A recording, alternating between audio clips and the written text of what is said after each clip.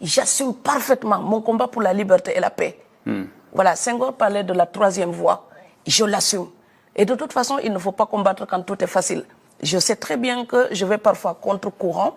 S'ils m'écoutaient d'une manière tout à fait dialectique, ils comprendraient même que je demande leur propre libération. Ouais. Mais oui, parce que si vous désignez votre dominateur, vous désignez votre maître. Donc vous vous définissez comme soumis par rapport et à l'autre. invalidé. Oui, moi je préfère dire que je suis né libre. Et je regarde l'autre comme à égale dignité. Et donc ça m'affranchit de sa puissance antérieure. Alors que celui qui continue à se plaindre de la puissance antérieure, il revendique encore son statut minoré, infériorisé. Moi, je ne vois aucune différence entre les sectaires. Pour moi, les racistes, quelle que soit leur couleur, ce sont les mêmes ânes gris. Donc que ces ânes-là soient nés en Afrique ou en Europe ne change pas l'affaire. C'est un état d'esprit qui n'est pas le mien. Les sectaires, quelle que soit leur couleur, je dis bien quelle que soit leur couleur, moi, je suis raciste, antiraciste. C'est ce que je pourrais dire. Il y en a beaucoup en ce moment des sectaires, Fatou. Oui, je ne suis pourtant pas dans l'idée du racisme. Le mot race, c'est caduc. Donc, du coup, quelqu'un qui pense race, il est déjà lui-même pas adapté au 21e siècle. Et je me sens un problème avec les gens qui ont des identités malades. Donc, l'identité, elle est malade quand elle est construite sur la négation. L'identité française, ce n'est pas ceci, ce n'est pas cela, ce n'est pas ceci. Donc, c'est la soustraction en permanence. Et je voudrais qu'on fasse l'addition. Par exemple, qu'on me dise l'identité française, c'est ça, et ça. Et ça, c'est Edith Piaf, c'est Victor Hugo, et c'est ça. Et alors, c'est Georges Sand, et puis c'est Sartre. Et donc, on donne des modèles. Et là, on peut s'identifier. Et là, quand on retourne, j'ai l'impression qu'on a un rétroviseur et qu'on rétropédale. La question de la race, par exemple, non mais franchement, on n'est quand même plus à l'époque de la craniométrie et de la classification des humains. Donc on le sait très bien que nous ne sommes pas des espèces aquatiques avec les requins et les tortues marines. Donc nous ne sommes pas des zèbres non plus, mais il faut nous laisser nos rayures. Nous sommes des humains ensemble. Donc je ne sais pas de quelle race on me parle. Donc l'importance quasi insignifiante de la mélanine ne suffit pas pour me séparer des Japonais, des Allemands ou des Français ou des Burkinabés. On est obsédé par ça, par cette idée de la couleur de peau, de l'apparence. Je pense qu'on est obsédé par ça quand on n'a pas d'autres combats à mener dans la vie. Parce que si on était plus intéressé par nos soucis communs, la fragilité actuelle du monde, notre précarité collective face à ce virus, notre inquiétude commune face à l'économie, mais il faut accepter que c'est une inquiétude collective et commune. Par exemple, les Européens se sentent épargnés quand il y a les problèmes d'immigration. Non, je voudrais voir des Européens blancs se battre contre la tragédie des jeunes Africains. Cette précarité, elle est humaine, elle est collective. Et si on ne la solutionne pas en Afrique, elle aura des conséquences en Europe. Et le virus, si on vaccine les Européens, par exemple, et on ne vaccine pas les Africains, eh bien, vous l'attraperez encore de nouveau, le virus. Donc, cette solidarité-là, ce destin lié, cette manière d'être ensemble au monde, réfléchir à ça me semble beaucoup plus passionnant que chercher ce qui nous divise, ce qui nous rend antagonistes. Et voilà, moi, je me suis battue beaucoup dans ma vie. Et j'aimerais juste qu'on s'embrasse et qu'on s'aime. Ça fait bisounours, mais j'y tiens. Pourquoi à un moment donné avoir peur de l'autre devient presque une définition de soi? C'est triste d'être là comme du pain rassis là. Mais un peu d'ouverture, regardez le thé. Si vous lui mettez de l'eau, le thé s'épanouit. Ouvre ses feuilles et là vous avez le parfum et vous avez un super thé. Donc tout ce qui est rétréci, racorni et tout petit, ce n'est pas généreux. Ça ne correspond pas à la France. J'ai aimé ce pays avant de le connaître. Pourquoi? Parce que ces auteurs, ces grands auteurs ont su parler et porter des valeurs internationales. Donc si vous dites liberté, égalité, fraternité, c'est valable partout sur cette planète. Tout le monde rêve de ça.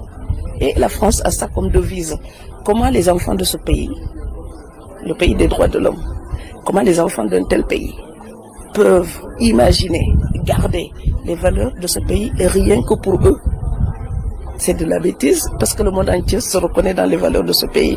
Et vouloir se refermer, c'est aller vraiment contre le mouvement de l'histoire.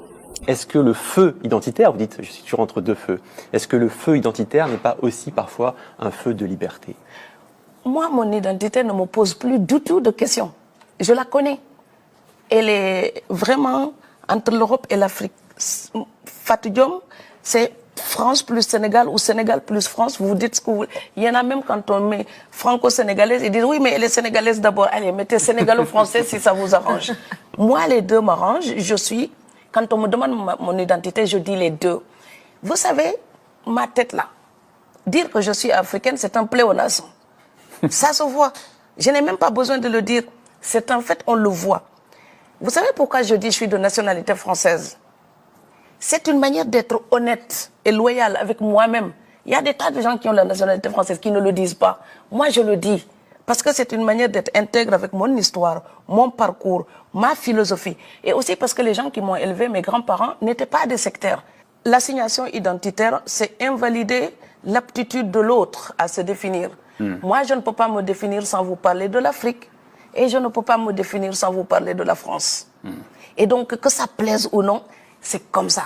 Le militantisme qui lutte contre le racisme, il est fondé. Il y a des raisons pour cela. Le problème, c'est que si on explique mal ce qu'on veut combattre, tout le monde se dresse contre tout le monde, alors que le problème subsiste. Et parler de race pour nous séparer, pour moi, c'est infondé. Par contre, l'idéologie racialiste, les dégâts causés par cette idéologie demeurent. Alors pour les combattre, nous n'avons pas besoin d'une résurgence encore plus agressive du Maurras qui aggraverait les choses. Parce que fallait-il que Yourcenar soit noir pour que je la lise? Donc moi je suis partie dans les maisons de retraite en Picardie et j'en ai fait un roman. Fallait-il que je sois blonde aux yeux bleus pour pouvoir comprendre la solitude des personnes âgées, la vie des aînés dans nos maisons de retraite, en France ou en Allemagne d'ailleurs. Et Goethe n'a pas écrit que pour les Allemands, Victor Hugo n'a pas écrit que pour les Français. Et les lettres pour l'éducation esthétique de l'homme de Schiller s'adressent à tous les humains qui sont sensibles à l'art et à la culture. Donc qui est racisé? Donc pour moi, quand je croise une Suédoise, c'est elle qui est racisée. Sa blondeur n'est pas un New-York.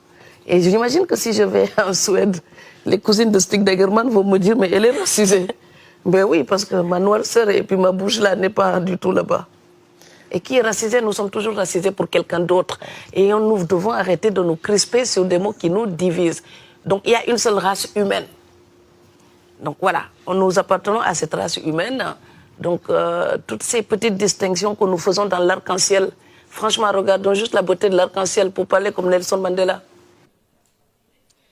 Les contrôles aux faciès existent dans tous les pays européens. Je sais que ça met mal à l'aise nos amis européens, mais c'est la vérité.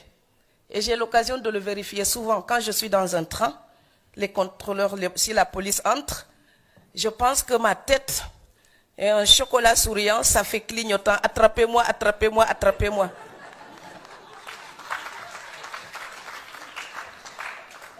Pourtant, je souris juste pour être gentil, comme on agiterait un drapeau blanc pour dire inoffensive, inoffensive, inoffensive, j'ai payé mes impôts, tout va bien. Non. Ils viennent toujours voir si je ne vais pas voler la tarte à la crème. Et c'est très vexant, parce que être noir, ça ne veut pas dire être moins digne de confiance. Moi, je participe, mais je dis toujours, j'écris par impuissance. Je ne sais pas comment, je n'ai pas une baguette magique, je ne suis pas Macron et je ne peux pas signer les décrets. Mais il ne faut pas attendre quand ça explose avant de parler. Quand ça monte petit à petit, il faut réagir. Et nous, tous, nous sommes concernés. Je ne dirais pas qu'elle est malade. C'est qu'en fait, on entend les malades. Ce n'est pas la fraternité qui est malade. Ce sont les gens qui en ont une vision malade que nous entendons un peu trop. Mais ils ne sont pas majoritaires. Peut-être que je pêche par excès d'optimisme. Mais les gens qu'on entend, les sectaires, radicaux et haineux, ces gens-là qui inscrivent leur état d'esprit toujours dans le rejet de l'autre, ce n'est pas parce qu'on les entend trop souvent qu'ils ont raison. Ce n'est pas parce qu'on les entend trop souvent qu'ils sont majoritaires. C'est tout simplement, c'est comme les calebasses, vous mettez 7 pièces dedans, vous remuez, ça fait trop de bruit. Mais ce n'est pas parce qu'il y a beaucoup de bruit qu'ils sont majoritaires ou qu'ils auraient peut-être raison. Ils n'ont pas raison, ils ne sont pas majoritaires. Simplement quand les gens vivent bien, défendent de belles valeurs, ces gens-là n'ont pas la vanité de vouloir claironner sur tous les toits. Par contre, le haineux, le sectaire, lui, il a besoin de sonner les trompes pour annoncer tout le mal que ce sont des oiseaux de mauvais augure. Donc, il faut qu'on les entende. Eh bien, moi, je voudrais que l'autre France qui se tait se dise, nous aussi, nous devons faire entendre notre voix, parce que celle-là, c'est une voix d'harmonie. Elle n'est pas dissonante, elle est rassurante. Oui. Avant de critiquer le café turc, il faut en boire. Comme ça, vous saurez c'est quoi le goût. Avant de critiquer le tchéboudienne sénégalais, mais mettez-vous à table avec des Sénégalais, mangez ensemble. Vous verrez, vous pouvez aussi apprécier. Moi, j'ai dû découvrir la choucroute, je ne connaissais pas. Donc, et ce qui est valable pour nos papilles, c'est valable aussi pour nos neurones. Donc, si vous découvrez la culture de l'autre, cette personne-là cesse d'être étrange pour vous. Donc, vous pouvez apprécier une culture parce que vous la découvrez. Donc, vous verrez ses beautés cachées. Rien n'est acquis, rien n'est superficiel. Il faut aller au-delà des apparences pour découvrir les valeurs fondamentales d'une culture, d'un pays, de toute autre nation. C'est pas que la France. Donc oui, les autochtones doivent s'ouvrir pour accueillir, mais les accueillis, les personnes qui viennent d'arriver doivent aussi faire un effort de curiosité et s'adapter, avoir la curiosité de l'autre. Et donc c'est une marche où chacun doit faire un pas vers l'autre. C'est générationnel, mais c'est aussi l'éducation. Moi, mes grands-parents n'étaient pas des gens sectaires. Ils accueillaient tous les étrangers paumés chez nous. D'ailleurs, on a eu un curé français qui était chez nous, qui m'a fait découvrir Johann Sébastien Bach, parce qu'il écoutait ça tous les jours à sa radio-cassette. Et donc, c'est l'éducation qui fabrique l'ouverture d'esprit. Pour moi, pour moi. Et donc, ce métissage, pour moi, il est irréversible. Et c'est tant mieux. Parce que quand même, vous savez, les labradors ne se marient pas avec les Yorkshire, c'est une question de race. Par contre, tous les humains, vous mettez n'importe quel humain ensemble, ils sont capables d'amour et de faire de beaux bébés.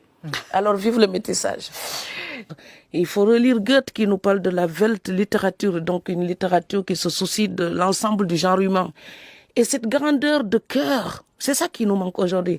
Les gens, ils sont crispés, ils pensent que leur identité, c'est le nombril du monde. Leur identité, c'est une virgule dans l'immensité de l'humanité qui nous rassemble. Donc c'est comme si vous aviez une grande maison avec des pièces et les gens, ils sont là, ils pensent que leur pièce, elle est plus importante que le reste de la maison. Non, dans l'autre maison, il y a leurs frères, il y a leurs sœurs. La couleur, elle est différente. Je trouve qu'il faut être vraiment, mais vraiment en retard aujourd'hui pour définir son identité à travers une simple couleur ou une carte d'identité.